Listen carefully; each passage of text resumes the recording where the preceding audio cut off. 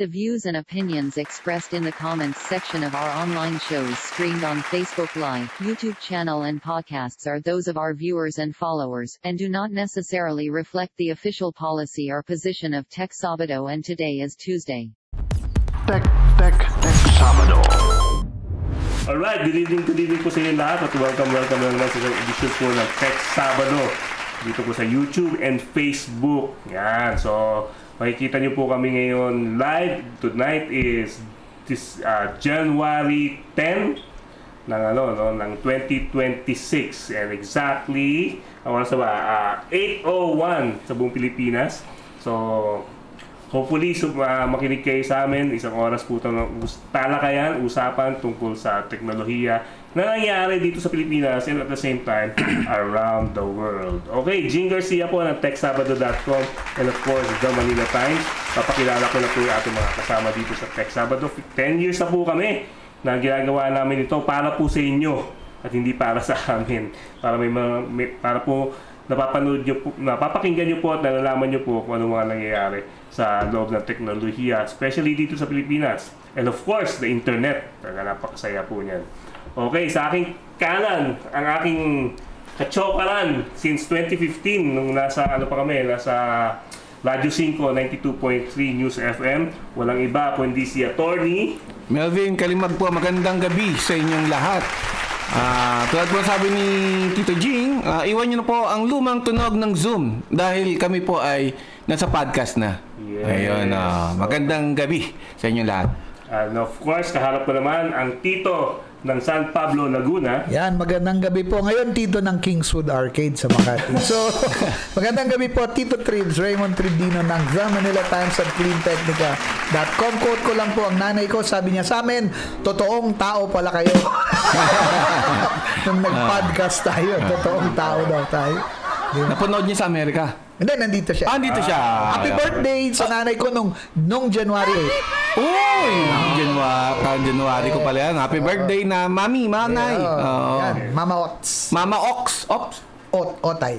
Otay. Okay. Okay, kasama rin natin dito from the Philippine Internet Society.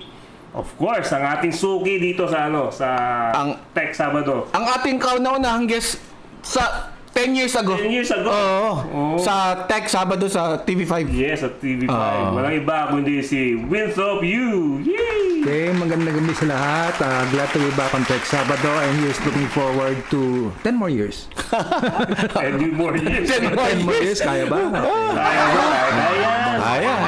Tingnan natin. Hindi nga namin alam na abot ko. Oo. Natin alahin, no?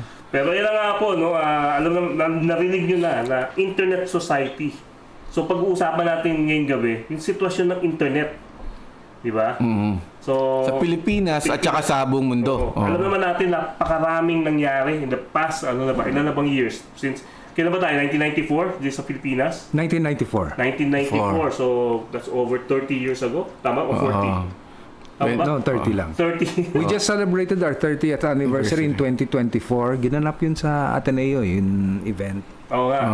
So, another anniversary upcoming this March, di ba?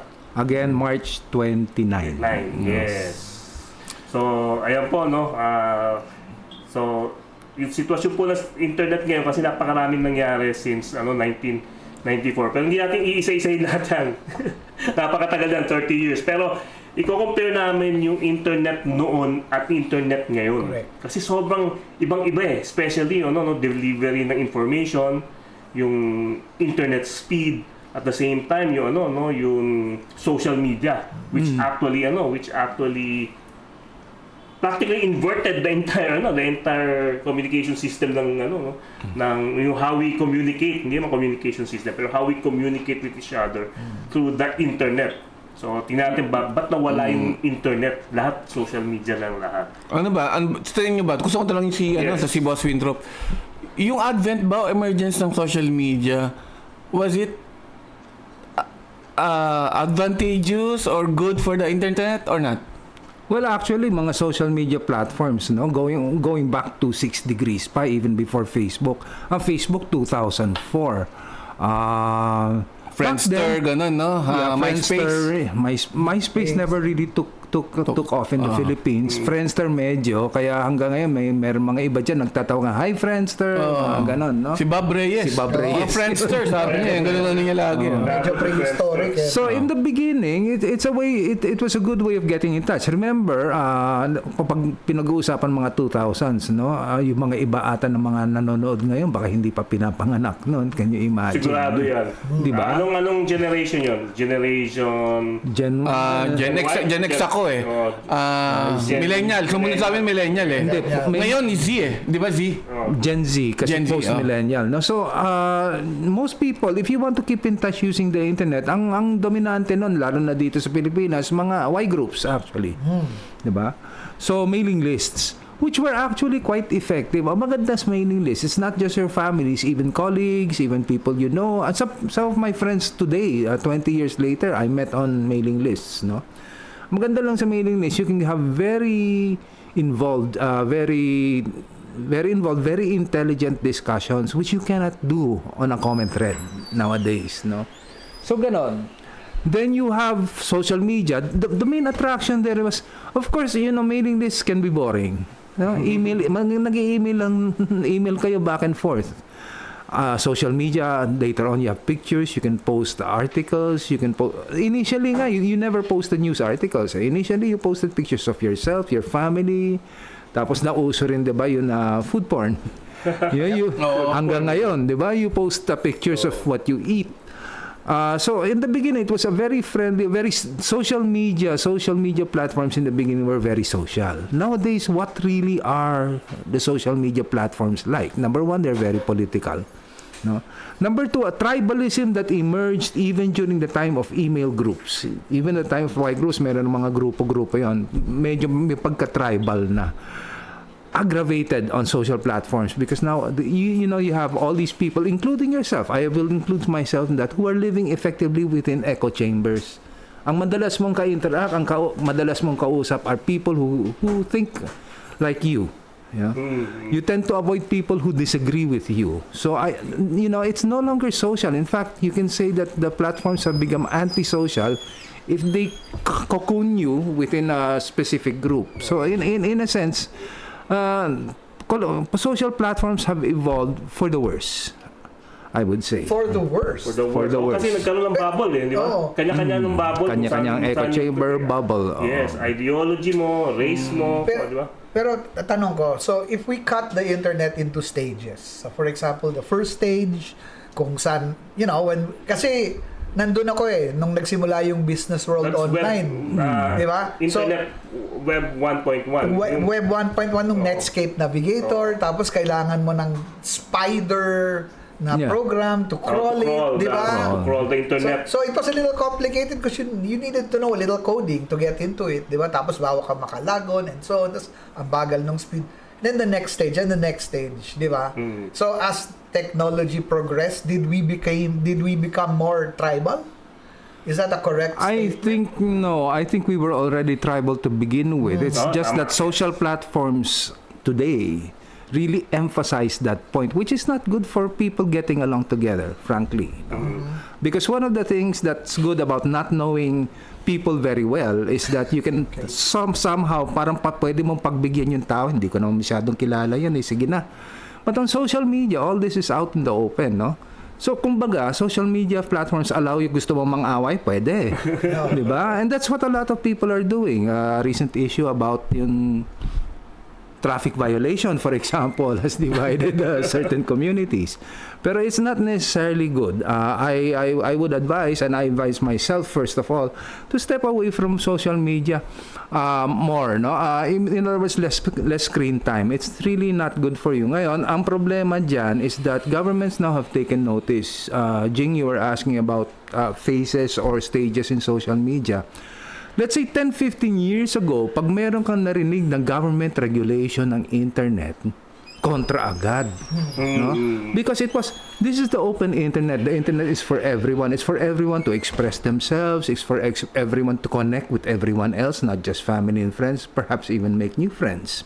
Learn things on the internet, diba? Khan Academy, things like that, and later Coursera.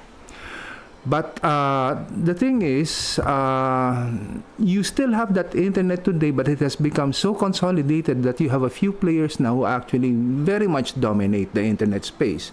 Primarily among those, and you are all aware of this, are Alphabet, which is Google, and Meta, Facebook. Facebook, yes. Facebook, WhatsApp, Instagram. So in other words, you're connecting with people, but you're dependent on these platforms. And how the problem here is the platforms really want you to spend time on them. So it becomes really it's deliberately addicting, and that is not necessarily good for people, no. And governments are taking notice, no. Again, 10-15 years ago, pag sinabi ng gobyerno, we're going to regulate the internet, wag. Oh, galit yung mga tao. Kasi open internet. Just the word of regulation. Yes, regulation. Kasi yung internet, parang it's for everyone, especially back in the 90s. That was the last bastion of freedom. Doon natin pwede gawin lahat. Pero dahil sa social media, that's what you're saying, right? But because of the way the internet has evolved nowadays, there are harms, no, on the internet that you cannot ignore, no. 10-15 years ago, pag humarap ako sa gobyerno, meron mga hearings diyan, ganito, ganon. Your Honor, wag na lang ganon. Maybe we can do it this way. You know, if there's misinformation, it can be self-correcting. The cure for misinformation is better information. Yung mga ganon kwento, no. Nowadays, you cannot tell government that. Pagtatawanan ka. Kasi sasabihin siya ng congressman o senador, yun din ang sinasabi mo 10-15 years ago, ano nangyari sa atin, lalong lumala, no? So nowadays, you have to pay attention now to what legislators and regulators are planning, because you can see the governments, sometimes you will say they're overreacting.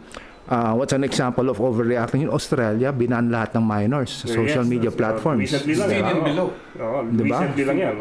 I would say that's a bit extreme, no? Pero it's their reaction to a reality that they're saying these are harms, and how can we protect our younger people, no? Not that I think 16-year-olds are necessarily that vulnerable, no? Ako, 12 anyos lang, tarantado na ako, pero Yung sabi nila, it's the 65 and above. Mas delikado. Must be regulated. Mas standards. Mas vulnerable sa scam. pag sinabi mo naman 65 na mas vulnerable o mas I would object also. Diba? Sorry. Gusto ko ulit mag-latch. Bumusila ka, ha? Hindi, basa ko lang yun eh. I'm not participating to anyone. Gusto ko lang mag-latch uli dun sa usapan ng regulation. Kasi kung ginawa ng Australia ngayon, ginagawa na ng China matagal Sunod-sunod. Oh, yes. Di ba, ang China, simula pa lang ng internet, talagang they saw it and then Great they Wall. regulated it. The Great Firewall of China. Also, the other ASEAN countries are taking notice. Correct. Diba? Talagang, even yung Malaysia, nagsalta na, mukhang okay Kaya ito, pala. kaya Oo. pala. So, we'll do it also. Correct. Diba? Ano na yan, may domino effect, di ba? Yes. Ano ng domino effect yan? Ang problema ngayon nga, parati natin sabi, dapat freedom, ganyan. Yung regulation na, lalo pag government na nagsalita about regulation, makita mo, gusto rin ng society. Correct. Di ba? No. There is no longer there's no longer a consensus to object to government regulation. Put it mildly, no? I would be very embarrassed if I had to go in front of government or regulators and tell them na, hindi, wag niyong i-regulate na internet, pabayaan nyo. You cannot say, pabayaan nyo na lang yan. Diba? You cannot do that today. So, That's what stance should we take, no? Everything has to be considered practically on a case-to-case basis. Ano bang balak ng gobyerno? Ano bang gagawin? Ano bang may impact dyan? So there are reactions to the dominance of platforms, not least of which is caused by the fact that there are only a few major ones. Diba? Yung consolidation ng internet, everybody accepts that's a reality. Pero there's no agreement about how to deal with it, because the tech platforms themselves will say that consolidation is natural and it is good. I disagree, of course. Okay. Pero nagulat si Tito Trips yung sinabi mo, for the worst kanina. Oo. Tindi yung reaction niya. Correct. Actually, yes. Bago natin pagpatuloy yung usapan na yan ng for the worst, mga mahaba-bahang usapan yan, babalik muna ang Tech Sabado. Break lang muna kami sandali. Babalik kami in just a couple of reminders.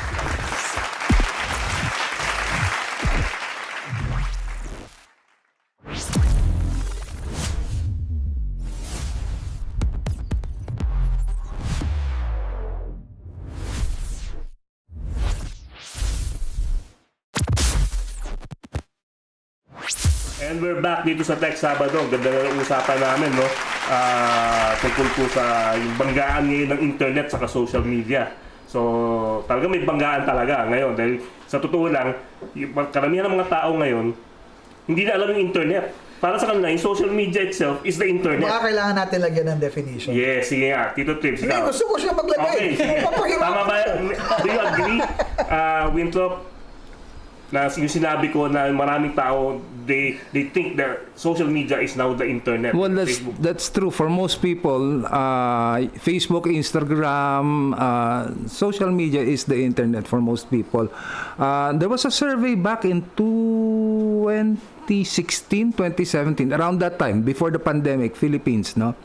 So ang tanong, two questions. One, how many of you use the internet? So maybe at that time, 40-something%. How many of you use Facebook? 60%. Diba? So para ba it demonstrates quite graphically in numbers that, you know, a lot of people think that Facebook is the internet. So getting back to why is it getting worse? Actually, if you go out there, the criticism of what's happening on social platforms and on the internet started in 2018 before the pandemic. But recently, no, this year, 3 books came out. One is, of course, Enshittification by Cory Doctorow. No? Kung meron kayong if you hear that word Enshittification, kay Cory Doctorow yan, a famous blogger and writer.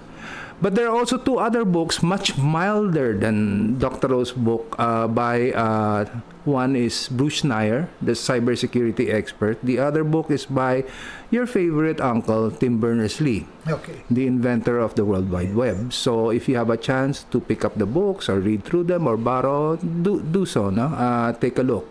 But I think the most important thing now is you have to make time for yourself offline.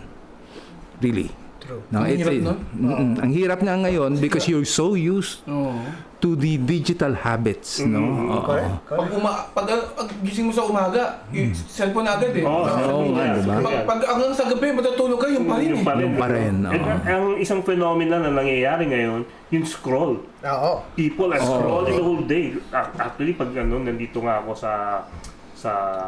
dito sa arcade, di ba ang dami naming fast food dito. Nakaabang dyan lahat yung mga riders. Nakaupo sila sa sidewalk. Ang dami lang, wala silang ginagawa. Lahat sila, they're scrolling. Yeah.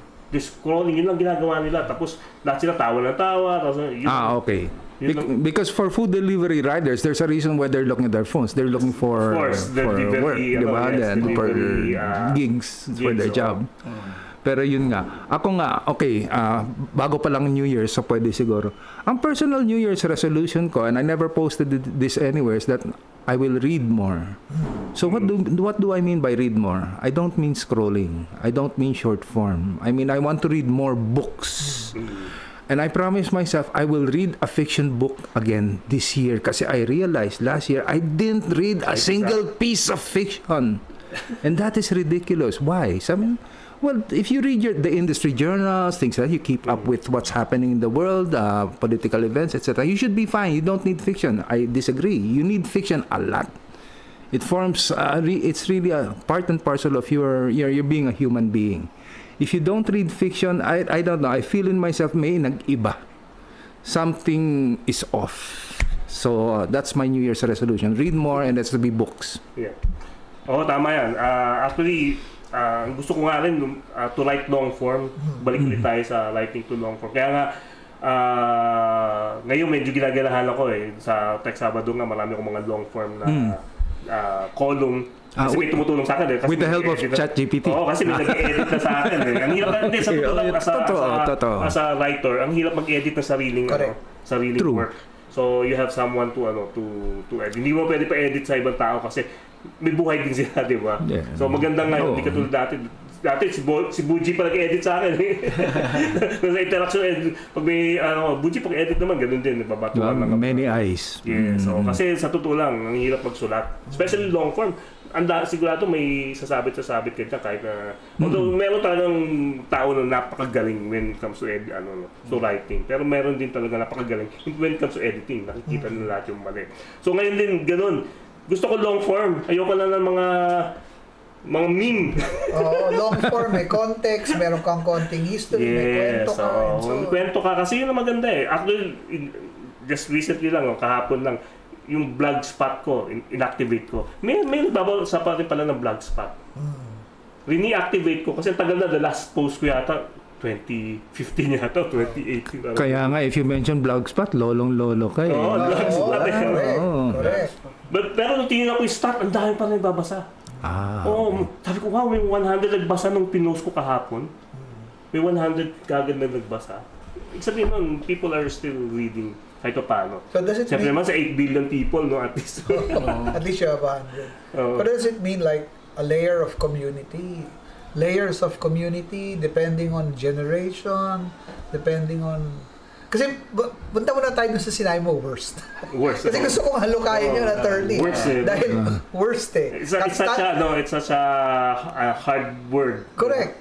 It's a hard word for tech people to kasi as akala mo when you're in tech, everything will go forward and improve your life eh. Yes. So, kasi Diba? siyempre, lahat ng the promise of the tech bros is Oo, to make diba? the world Actually, at better, di ba? Autonomous driving, whatever. tech utopias, right? Tech utopias. Tech So now utopias. it's worst. Why? Well, number one, aside from our attention spans being taken off, you have to realize that there's a lot of control over the individual now on the internet being exercised, especially by the social media platforms. They know all about you. They know more about you than you do yourself. Wow. Ganon yan. Takot, no? Ganon yan. It's true. No?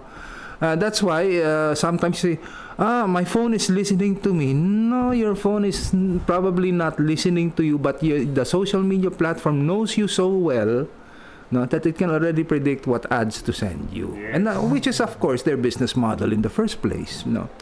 But these things can be also not weaponized. That may be too harsh. Baka mag-react na naman si Tribs. Nag-react na siya sa worst eh. Tapos pag sinabi kong weaponized eh, mag-react Hintay pa ako na ng isang naman. W. Para meron pwede ko sabihin that Oo nga, no? Ws. W lahat. Di No? ba? Okay. Weaponized and No, worse. it's like this. We've always felt now the tech platforms promise a technological utopia. If you look again, if you read fiction, science fiction, SF, you will see a lot of SF stories about dystopias. Okay? And the one thing very common in dystopias is control. And to get control, what you have to have is, first of all, you have to know what the people you're controlling are doing. In other words, control goes hand in hand with surveillance or monitoring. Yeah. Now, what do you think are the social media platforms doing to you right now? They're certainly monitoring you. Are they controlling you? Arguable, no? Pero definitely, pag naghanap ka ng washing machine, 3 araw, panay washing machine ads ang makikita mo sa feed mo, Hindi lang di yun. ba? In the next step, the next step forward is bibili na yun for you without even you deciding. It will buy it for you. Dahil alam niya na gusto yan ang gusto mo. So there's a concern here about do you really still have human agency? Do you really still have free will if you're being monitored, manipulated effectively? Yan, hindi na W yan, M naman. Monitored and manipulated. Actually, may tawag Yan. sila dyan, yung mga nababasa ko ng mga dystopic na article, sabi na capitalist surveillance. Capitalist surveillance. Actually, because it's all for profit, supposedly. Yes. But you know, we can take a generous view and say, no, alam mo, pag gusto lang silang kumita at nagmo-monitor sila at nag-advertise, that should be okay. Well, maybe. But you have to understand, where does it go next? Right? Asan ang karugtong nun? If you look at, for example, the bastion of free enterprise in the United States, what happens if your tech platforms now cooperate with a government that really wants to control its people, is intolerant of, say, opposing views? So that's the next step. In other words, where do you draw the line? Are you going to trust the online platforms that they will never share their information with government? Or, let's go full board dystopian. Are you sure that you will not see a future where the tech platforms become the government? Oo, wow. Diba?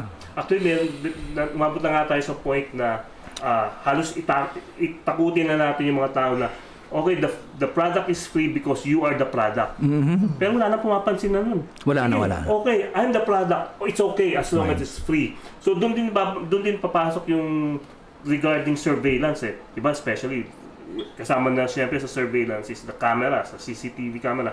So may issue na tayo ngayon between privacy and security. Diba? Yan ang isang malaking issue ngayon. Ano mas gusto mo?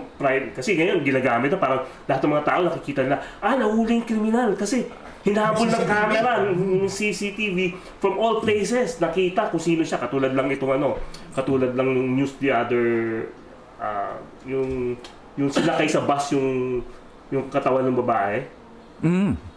Linagay siya sa isang crate na parang mega box. So sinakay siya doon. Tinulungan pa siya ng conductor ng bus. So nakita yung nahuli nakita na yung body, nakita na doon sa tape may barcode nung kung saan tinace na ngayon yung barcode sa tindahan at tinanong nila kung saan bang barcode yan, tapos nakita nila kung saan tindahan. Nandun sa tindahan yung mga camera sila. So nakita nila yung tao. So ngayon yung mga tao reaction, wow, ang galing ng yun, technology ngayon. Di ba? Ano ba sabi mo? Yeah, does it deterrent naman. Pero parang ko ba yung privacy dyan? Isa-sacrifice ko ba yung privacy na? Well, it is a deterrent to crime, but for example, how far do you want to go with deterrence to crime? Diba? And how effective are they really? If you have a few examples, you will always find good examples of deterrence using, for example, surveillance cameras. You will find this is emerging now. You will probably find in the near future that they will have examples of predictive predicting the crime, no? Predicting the crime. Minority report.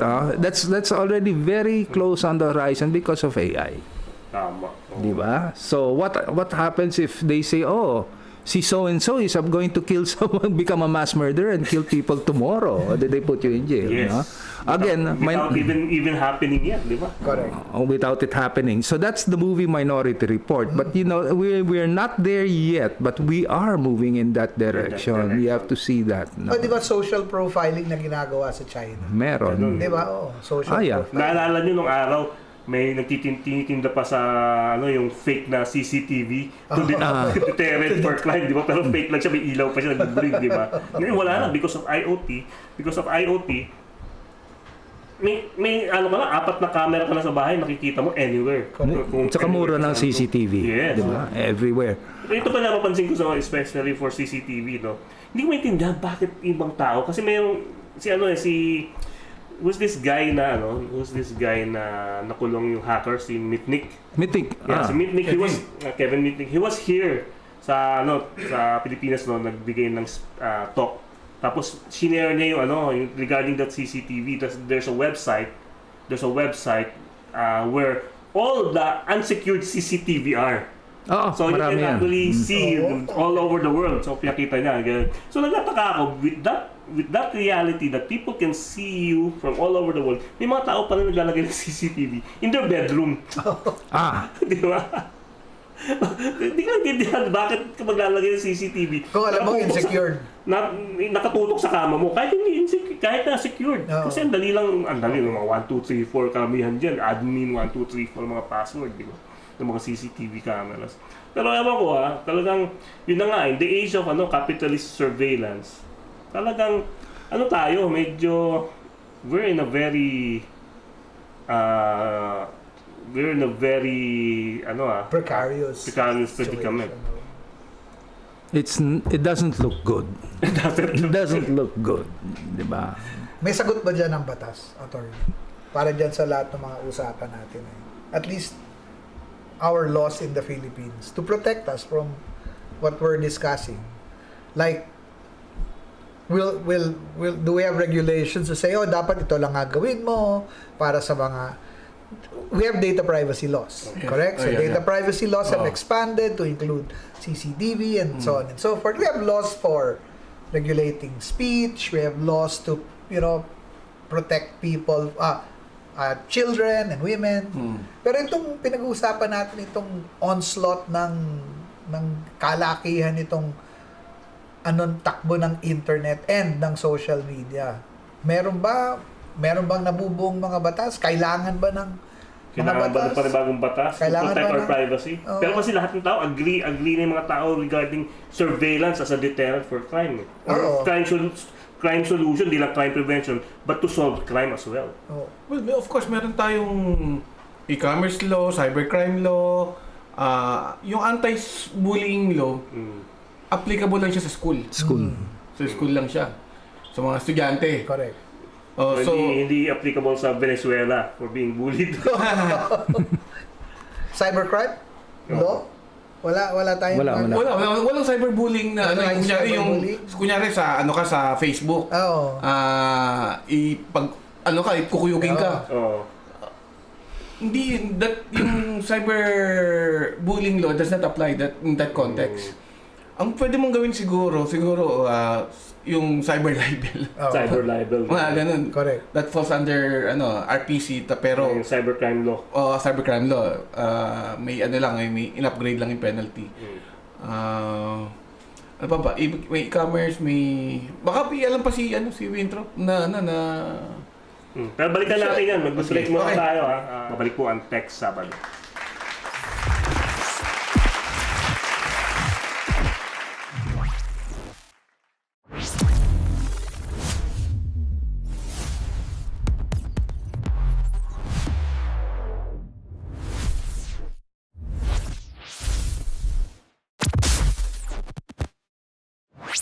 Okay, we're back dito sa Tech Sabado. Pag-usapan nga namin dito, no? Iba na. Tungkol sa internet and surveillance na pag-usapan natin, mga batas na umiiral dito. Pero marami na tayong pwedeng ibigay na example, no? Kung anong effect nito sa atin. Especially today na we're trying to figure out ano ba ang future natin dito sa internet na to. Kung good or bad, pero yun na nga, ano na tayo sa worst part. Worst. Pero sige, we're talking about a perfect example of this kind of Okay. No, about legislation muna. All legislation, all regulation is a work in progress. Ang advice lang dyan is consult with real experts. No? Ang maganda dyan, for example, yun sa AI, they called in Dominic Ligot. Okay. Diba? Yung mga ganon. Doc Ligot. Yung mga ganyan. Talk to people who really know. Hindi yun, out of the blue lang. Sino-sino na lang. Kung sino-sino na lang. No?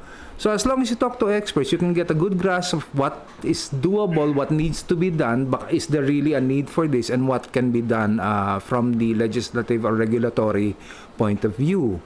Now, getting back to nabanggit ni Jing yun, yun sa China. We always use China as an example. Again, talking about legislators, meron nagtanong sa akin nun na pwede ba natin I'm not saying we should do this, sabi ng legislator, but can we do like something like the Great Firewall of China? Sabi ko, yeah, it just takes money. How much money? I don't have the exact figures, but I know the budget for the Great Firewall of China is bigger than that of the PLA. What PLA? People's Liberation Army. It is, malaki yan. It costs, no? But what do the Chinese get in return? What does the Chinese government in Beijing get in return for all this money outlay? They get social control. In other words, with the pervasive monitoring and surveillance and control over all platforms, not just social, even yung mga fintech, lahat yan minomonitor ng Chinese government. So in the end, what does the Chinese government get out of this? They have a social credit scoring system. So as a citizen now, they watch what you're doing. If you're a good boy and a good girl, you get a high social credit score. You can travel wherever you want, things like that. If you criticize, if you post a picture of a cartoon of Winnie the Pooh, which is a very, very bad thing to do within in China. People's Republic of China, then your social credit score goes down. And what will happen there? You may find out you are unable to buy train or plane tickets. You cannot travel. You cannot move from your home. You may not even be able to find a job. So in other words, the government now can enforce, its orthodoxy or its will on the masses, on its people. So that's the net result of that. Again, it costs money, but China is showing it can be done. Yeah, and knowing government na pag sila desperate. Pag governments are desperate, they'll do the wrong thing. Sigurado yan. Well, not necessarily deliberately wrong, pero kasi minsan 'di ba, yung pag nagpapanik ka na, hindi, we have to doing something for the sake of doing something. Knee-jerk reaction. 'Di ba? Knee-jerk reaction na lang. Yan, madalas medyo hilaw, medyo palpak. Yun. Wrong thing. The wrong. Thing. Naalala mo, attorney, nung sa China. W uli yan. W, tatlo na nga, naisip ko. Nung nasa China tayo, di ba, nung pumunta tayo 2 years ago, tapos nanonood kami ng sports event. Okay. Nandun yung Pilipinas, sigaw kami, tuntua kami dahil although hindi nanalo, kasi Philippine team, kami, Philippines. Cheer go, for your Philippine team. di ba? Philippines. Yung camera, may camera tumatapat sa amin. Sumisigaw kami ng Philippines. Kaya yung huling tapat ng sabi ko, amin ang West Philippines Sea. Hindi ko alam kung baka Wait lang, nagka-translate na AI. baka translate yung AI. Pero hindi, nakabalik naman ako. Nakabalik ka? Okay lang yun. So, hindi na-apekto. Social career. Ito nga issue, no? Okay, so ganyan, China, ganyan. Ngayon nga sa US, di ba, may parang may mga panibagong sa immigration na titingnan nyo Correct. social history mo, di ba? US to, the US. US. Yan. So, may kailangan i-prepare mo yung phone mo, ganyan. Which doesn't happen in China. The last time I was in China, ang tinanong lang sa akin, kung gaano kalaki yung dala kong power bank. Okay. Pero wala about anything. Totoo. Pero sa US daw ngayon, talagang tatanungin ka kung ano feeling mo kay Orange Guy, ano feeling mo sa kanya, yung mga ganun. Hindi ko pa na-experience, but in social media may mga assertions nga na ganun yung ginagawa sa kanila. Pero proven na kasi may mga iba na deport eh. Oo. May mga Naging na-deport. pasista na, no? Pasista. Mas pasista pa sa sa Red China. Well, in the case of China, you can never tell. If you want conspiracy theory thinking, the reason why China is not asking you to open your social Kasi media account, baka alam na nila. No, you have to understand how praning I am when I travel. Number one, I create a separate profile on my laptop. I never use my normal work. It's a throwaway profile. I have a throwaway. I don't use my local SIMs. When I travel, I buy at the airport when I reach there. No? Also, And, di ba, I change all my passwords. Correct. I change before I leave, I change when I come back. Good tips, ha? Ipon tayo. Yung mga ganyan. No, it's mahirap gawin. It's Anti-fascism. masyadong matrabaho. Pero it's something I do. So when I went to China, sabi ng iba, may visa dyan. Sabi ko, okay. Baka hindi ka makakuha ng visa dahil sa mga post mo tungkol sa Taiwan, Tibet, and Turkmenistan. Turkmenistan. Diba? Okay. Ang sagot ko, I'm not worried about getting a visa into China. I'm sure they'll let me in. What I'm worried about, they won't let me out. China does that. Correct. China does that. Na pag nainis talaga sila sa iyo, magkakaroon ka there will be charges against you, hindi ka makalabas. Saka ingat-ingat yung mga tao na kaya naman yung firewall of China Great Firewall of China ng VPN. Ingat yung I'm sure alam na nila yun. Alam na nila. Alam na nila yan. Kaya bibigyan ka lang nila, sige, gusto mo check yung email mo, Google, sige lang. Pero once siguro na medyo nag-i-incite ka na ng sedition against patay ka. Okay. So, ang problema sa VPNs, there was a study made, not very rigorous one, pero pinag-aralan nila yung mga ibang VPNs on the market now available. No, na-discover nila something like out of the 10 most popular, like more than half are actually Chinese software. No? So, okay, may VPN ka, pero nakikita pa rin malamang nakikita pa rin ng Chinese government yung pinagagawa mo. I would encourage people to use VPNs, especially yung mga free kasi ang maraming mga Chinese. PSA din, be careful about VPNs, especially pag free kasi yung mga iba doon, spyware. Diba? Baka nga sinadya nila na bigyan kang free VPN dahil na, di ba? Yung surveillance din, di ba? So, by all means, if you want to use one, pero be careful. Kasi dito sa Pilipinas, hindi pa naman kailangan, no? When it comes to internet access, we're among the freest. Pati ko kasi sabi, when it comes to pornography, porn site, tayo pinaka-freest access sa porn. Kaya nga tayo pati number 1 sa Pornhub eh. Hindi ba dahil mabagal ang internet? The longest The longest. Longest day, pero hindi tayo isa sa pinaka-freest tayo. Kasi na-experience ko sa ibang try ko eh. Wala talaga. Hindi ka talaga makapasok. Although sa mga Singapore, talagang ka muna, may badge muna lalabas sa'yo, kahit lalo sa Thailand. May badge muna lalabas sa'yo. Pero papayagan ka rin niya, pero wina-warn ka niya. Okay. Singapore hindi, no? Singapore meron din. Meron ba? Throttled down. Lalo sa hotel, throttled down. Naka-throttle down ng porn Listahan kasi sila ng mga ng mga websites na hindi nila inaalaw. Pero dito wala. Talagang... Bahala ka sa buhay. Bahala ka sa buhay mo. Kahit sa mga bata, okay lang. Nandito sa Pilipinas eh. Well, I think Is that good or bad? Yun yung worst siguro. diba there was a time at least na block din yung porn sites dito. Ang nakakatawa, I think what happened was the mobile carrier blocked it. The fiber optic sister company did not. So it's one of the things here is inconsistent, no? Pero again, neither good nor bad. I really don't think I'm wondering if we're thinking about porn now. I'm wondering what's going to happen with the porn industry with AI videos. Yes, that's so true. Di ba? Anong mangyayari diyan? Pag mahilig ka nanood diyan, baka yung pinapanood mo hindi naman totoo. But then again, if you're an aficionado, you don't care whether it's real or not. As long as you can see it. Diba? So, I don't know. Pero yan, ano yung mga trends mamaya pag Evolution na ng what's the next evolution for the next Actually, you have to thank porn for both image and video compression. Oh, yeah.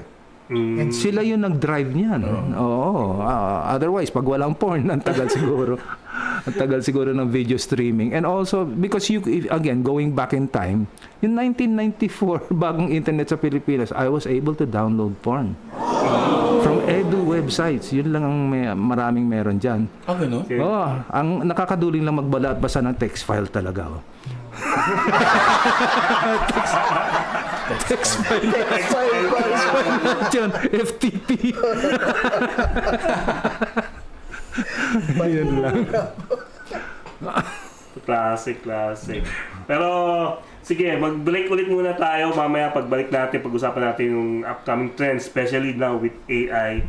And ang AI po, inevitable na. Sabi nga, It's there already. Here. It's there.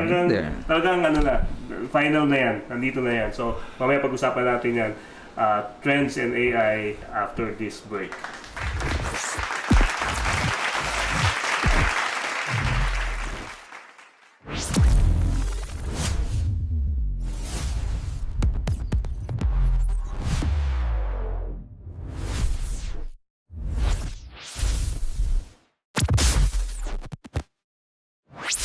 Okay, we're back dito sa Tech Sabado. Nandito pa tayo dito ko ni Melvin Kalimag, Tito Raymond Tribdino, and Winthrop Yu of Philippine Internet Society, and of course, Jing Garcia po of the Manila Times. So, nag-uusap po kami dito about yung mga, the situation of the internet right now in the age of AI. So, now magta-transition tayo. Pag-uusapan natin anong biggest effect ng AI. Kanina nagparandam na nga si Winthrop kanina, especially alam naman natin ang pornography galing na sa internet, and syempre hindi mawawala na baka nga in the next evolution AI na yung pinapanood niyo. So yan na po yung trend na nangyayari. So we'll talk about it right now. So anong tingin nyo ang ng AI sa internet, magiging biggest effect niya? Mawawalan ng trabaho yung porn stars. Di ba? Given yun. Mawawalan ng trabaho yung porn stars. Oo nga, no? Pero ako sa tingin ko, we haven't seen the Full impact. of the Hindi pa. AI yet. Hindi pa. Nagsisimula pa lang tayo. We're just barely... Kaya patayo pa lang nga ni Trump natin mga data centers sa US. So, actually, nag-ano sa akin yung yung sabi mo na anyone who Working in front of the computer can be replaced by AI, no? Yeah. So, yun. Lahat naman ng tao ngayon nasa harap ng laptop o computer eh. So, basically, Anyone. di ba? So, ultimo doktor, they're using technology. So, pero syempre, hindi pa nag-opera. Pero, yung trabaho nila na prescription, basta sabihin mo lang yung symptoms mo. Baka kaya na rin eh. Sa legal profession, ganun din. Except, hindi lang makapag-appear sa harap ng huwes, ng judge, di ba? And don't trust the citations. Hindi, okay na ngayon. Okay na ngayon.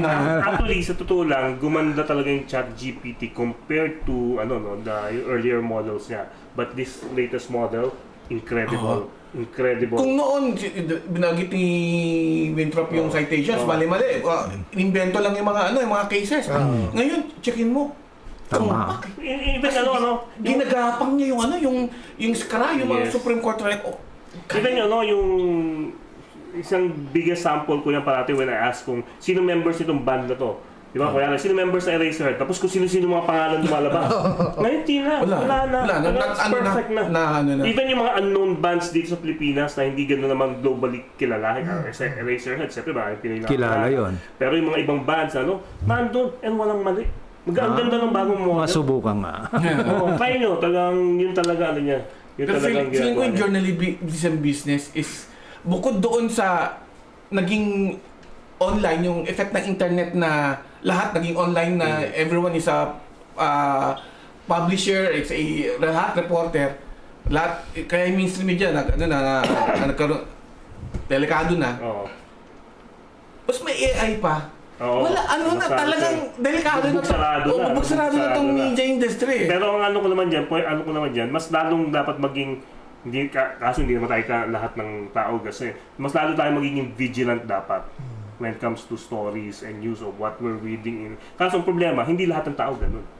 Hindi sila critical thinking lang, nagkakaproblema na tayo. Ano pa kayong... So in that sense, kailangan mo pa rin ng media as a gatekeeper. As a gatekeeper. Parang gano'n, no? Kahit na sabihin mo napakaliit na ng percentage na nagbabasa nun, di ba? Talagang ano yun. Kung pag nanggaling sa ganito, kunyari ABS or GMA or Inquirer, mo dapat. Alam mo naman. dahil na ano na to, parang gano'n. Kasi medyo, syempre, yung mga tao, nadala na rin kasi yung mga tao sa ano eh. Nadala na rin yung mga tao sa corporate media actually. Di ba? Yung, nadala sila na may narrative, especially in the US. No. Grabe, at least tayo sa Pilipinas, medyo, alam mo, kahit sabihin mo mababa na trust natin ng mga Pilipino sa binabasa pa rin nila. Kahit mababa na ang trust ng tao sa mainstream media. Pero unlike the US, talagang grabe sa US, sobrang polarized sila. Talagang hirap na ma-penetrate. Pero still, especially yung nangyayari sa CBS ngayon, di ba? Pero still, they're still thriving na kahit na sabihin mong 20% na lang babasa sa atin to 25% na lang, they're still there to give you kahit paano, the correct news. Actually, naging problema talaga sa US para sa akin for the past lahat sila kasi corporate media. Hindi ikaw nagsabi nun, di ba? Hindi katulad ng Washington Post dati, tsaka family-owned, tsaka New York Times, di ba? Ngayon, Washington Post, corporate na, di ba?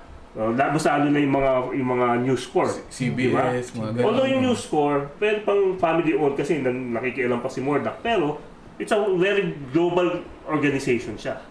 Di ba? Yung News Corporation. Talagang pag naging corporate talagang media, talagang hindi mo talaga maalis yung may narrative sila eh. Hindi kasi profit-driven yung mga yan. Tama, yun ang ano dyan. Profit-driven. So yan na nga, anong trend natin, especially when it comes to news and AI? Sa tingin niyo mangyayari? Well, actually, it's not all occupations will be affected by AI. Some probably worse than most, depending on how AI is applied. But there's a narrative coming out of the tech bros again saying that hindi naman nakakabawas ng trabaho ng AI because they will add more jobs. But the problem with that is that you give up your present job, your present expertise so that you become a nursemaid o tagatulong doon sa AI. So you become an adjunct, 'di ba? Gig economy ka. So it's a different thing altogether. And you cannot insist that there will be no jobs lost. There will be jobs lost. So there has to be some sort of pivot or adoption by people, no? Ikaw mag-a-adjust dyan. Hindi yun AI mag-ano because they're pushing AI for everything, no? I try to minimize my exposure to AI but it's already there, no? So even yun binanggit ni Janet last week na baka yung mga MSMEs, the smaller ones, the really small companies cannot adopt AI. Well, the thing is, even if the small companies don't adopt AI themselves officially, their people, their employees will. Yes. Diba? The people will start using the tools that are available regardless of whether it's corporate direction regarding the matter or not. So, dyan talaga tayo papunta. Everybody has to learn. Yun na lang yun.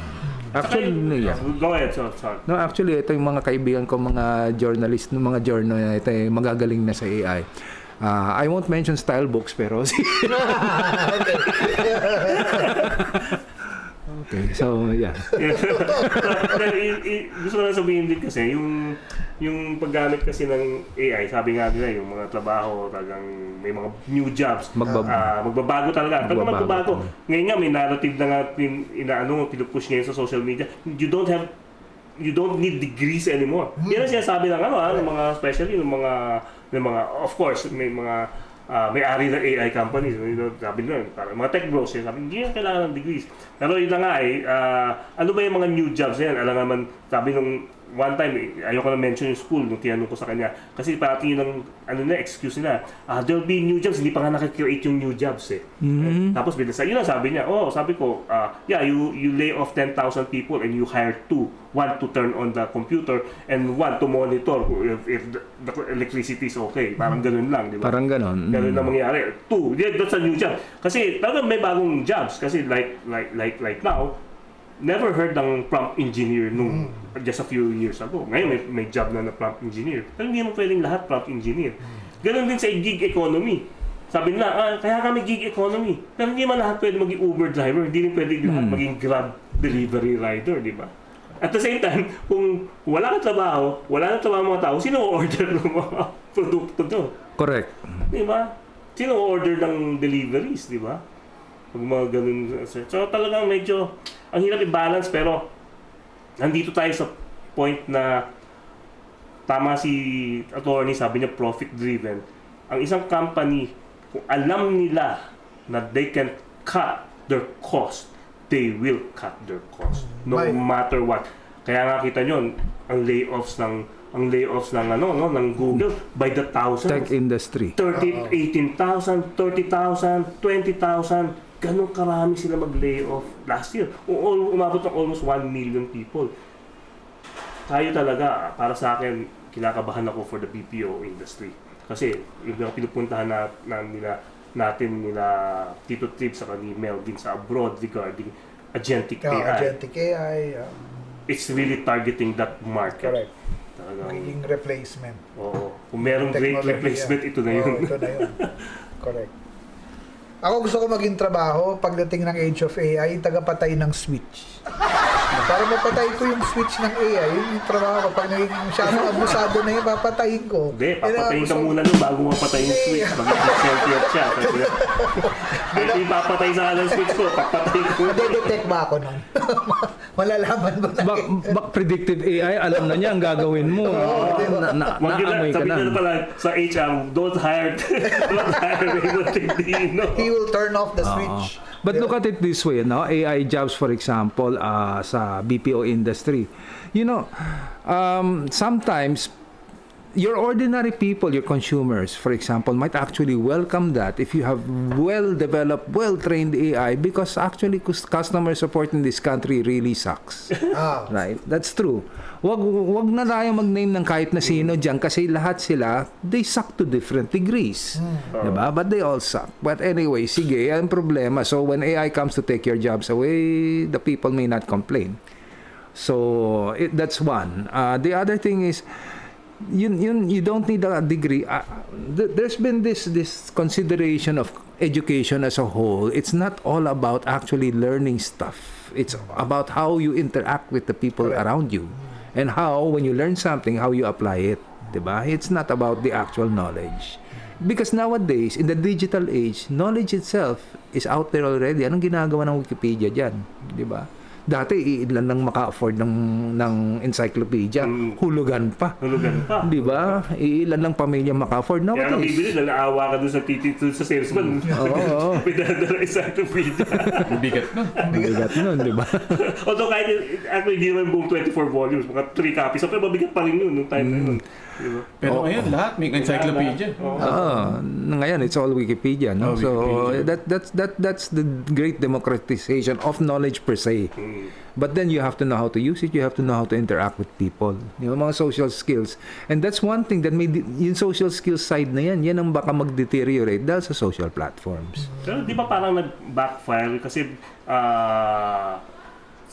sino ba to? Si Vice President dati, si Al Gore, di ba? Tinawag niyang the Information superhighway. di ba? Para lahat daw maging educated. Pero too much information is also bad, di ba? Right.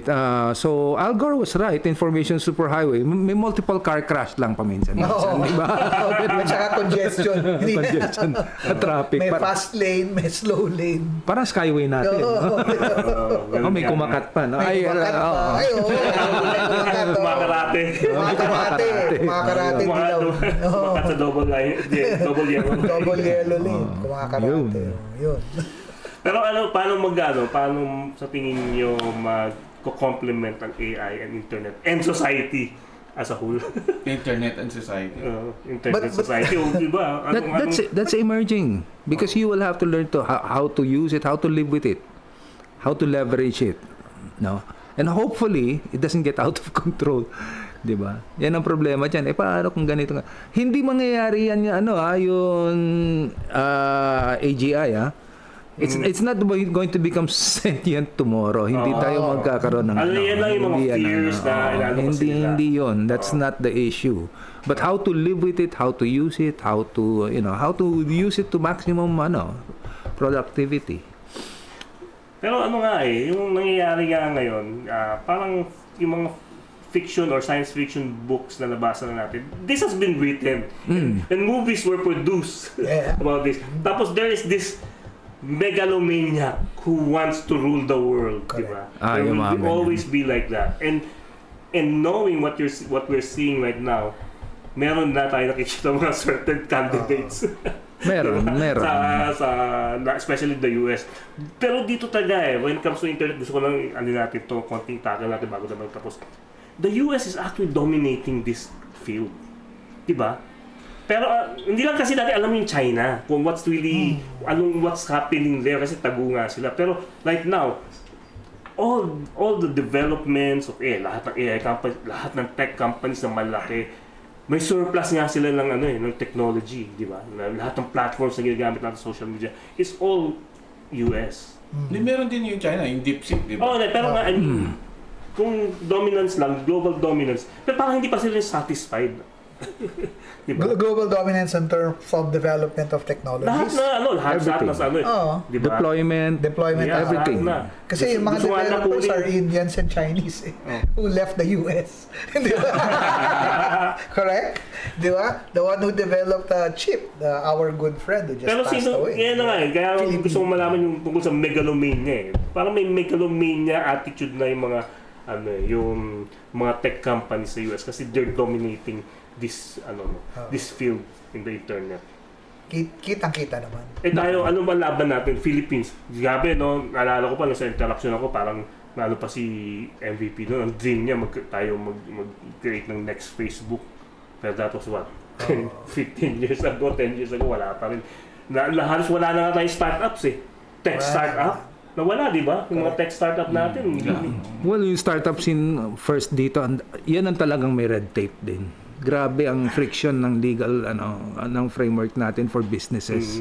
And one of the major frictions for businesses here is you cannot close quickly. Yes. It's not just question of opening, it's closing. Yes, yun nga sabi nga ng nung nandun ako sa Singapore, pati ko rin kinikwento to. Sinabi ko rin sa Department of Trade and Industry sa DTI, hindi na naintindihan kung ano yung ibig sabihin.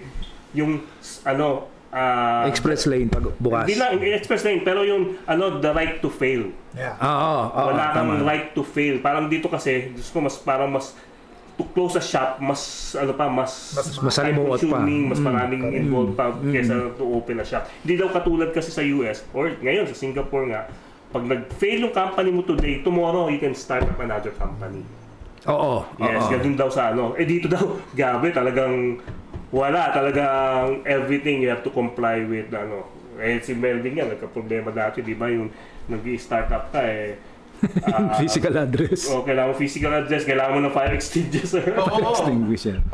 Garbage fee, bayad ka. correct. Nasa, News bites, ang office mo lamang nasa McDo, Starbucks. Nasa computer lang, nasa laptop lang. They still don't, until now, ang tagal na niya, di ba? Until now. Ilang taon na News Bites? 15. 15 years. And still now, ganun pa rin mentality ng LGUs. No, which is why, for example, today, speaking of today, one of the biggest software development houses in the Philippines, my son, birthday niya ngayon. Happy birthday, William. William. William,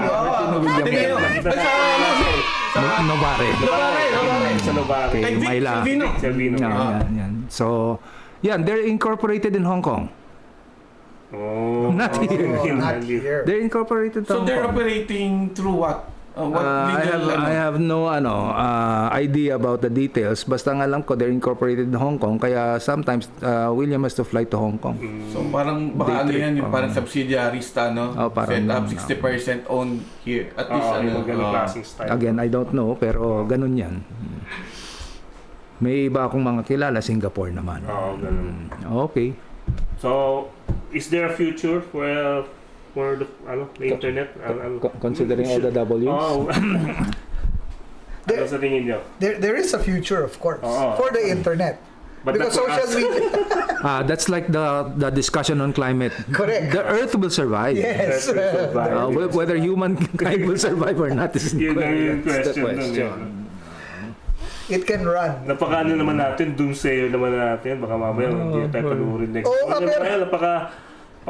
Naman pessimistic naman ng mga taga-Tech Sabado. The bright for future. Pag alam niyo kung Pag alam nyo kung anong gagawin nyo at alam nyo anong iiwasan ninyo.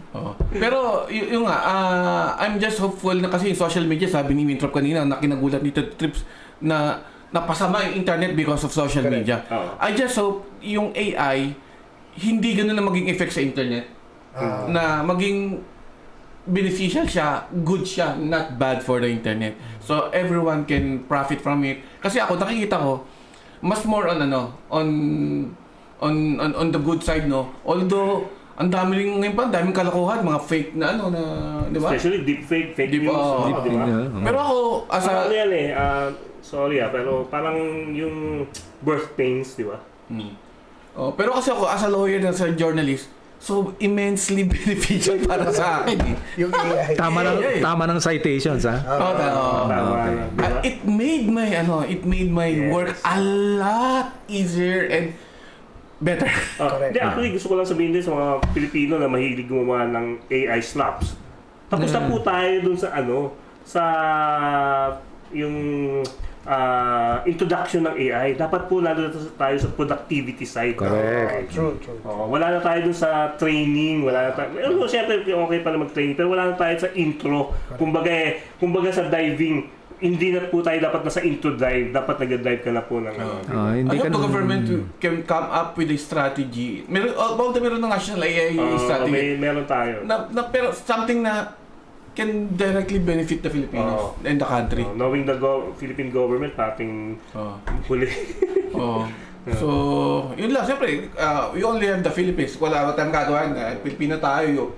We only have one country. Kaya kailangan natin tulungan yan, di ba? Kasi nandito na talaga yan. Internet will not go away. AI will not go away. Tito Trips, bago. Sige, ikaw muna. My last words for the internet. Regarding the internet and AI. I really think AI will progress. And like sabi ni attorney, it's immensely useful. I use it for research. Nagulat nga ako kanina, may bagong prompt na pinakita sa akin. Because I take time to write my long form. I take time to write my long form. My keyboard is already faded and all of that. Tapos nung I edit myself, di ba? Pinakita sa akin ni Tito Jing yung magical prompt kanina. My God! Diba? So I can just write and I will allow editing to happen elsewhere. Kasi ang hirap kasi talaga, gaya sabi ko, mahirap mag-edit ng sariling work. Kasi siguradong merong one or two pa rin na imperfection yan. Ang ayoko lang dun sa AI. And for example, my son who is an illustrator. Okay. Ayaw niya ng AI kasi hindi dahil sa mas creative siya. Ang bilis niya kasi mag-produce. Di ba? So talo kasi if you're going to do, he still does cell animation. So ginagawa niya yon isa-isa, tapos pag AI, gagawin na yun. Dire-diretso. Biglang ilalabas. Actually, ano lang talaga siya dapat digital tool. Hindi siya That is the word, I think. Digital tool We should siya. keep AI to be a tool. Kasi doon naman siya nag-start as a Correct. digital assistant. Oh, people think that Clippy is the grandfather of AI. No. No, he's not. No, he's not. The grandfather of AI is autocorrect. Autocorrect. Yun lang naman talaga. Autocorrect. In fact, di ba ang kwento dyan, autocorrect, dinedevelop, naiwan nakabukas over the weekend. Natuto. Hindi, pagbalik nung Lunes, hindi na autocorrect ng phrase. Isang buong sentence na. Natuto na siya. Yan ang kwento. I don't know. Bigyan natin last word kay Winthrop Yu regarding the internet and AI. Adjust. Adapt. Di ba? Yun lang talaga yun eh. Things are progressing. If you see something that's not good, speak up. No? Hindi naman kailangan lahat yan just because you're adapting eh. Hindi ibig sabihin lahat tatanggapin mo. No? Yes. Okay, that was one hell of a discussion regarding the internet and its trends and of course artificial intelligence.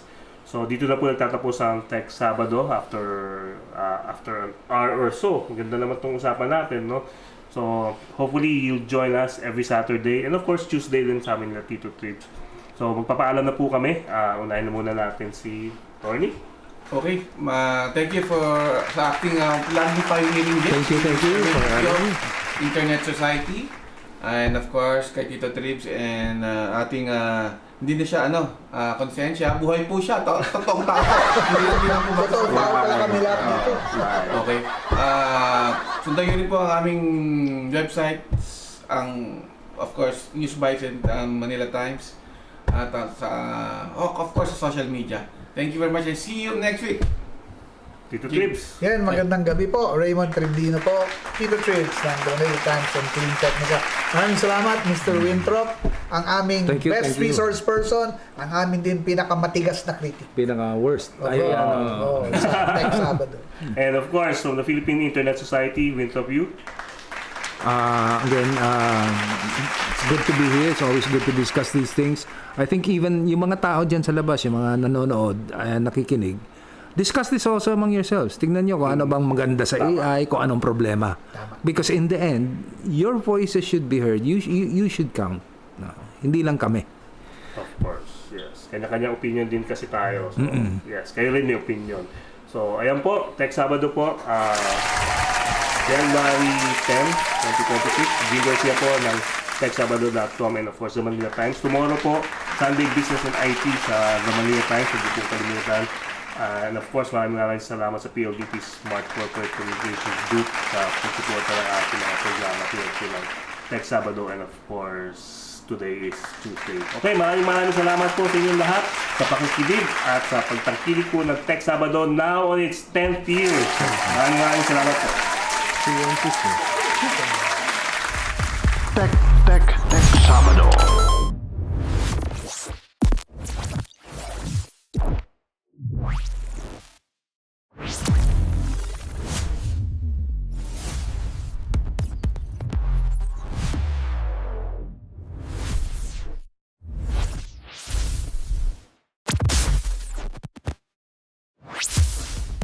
Tech Sabado.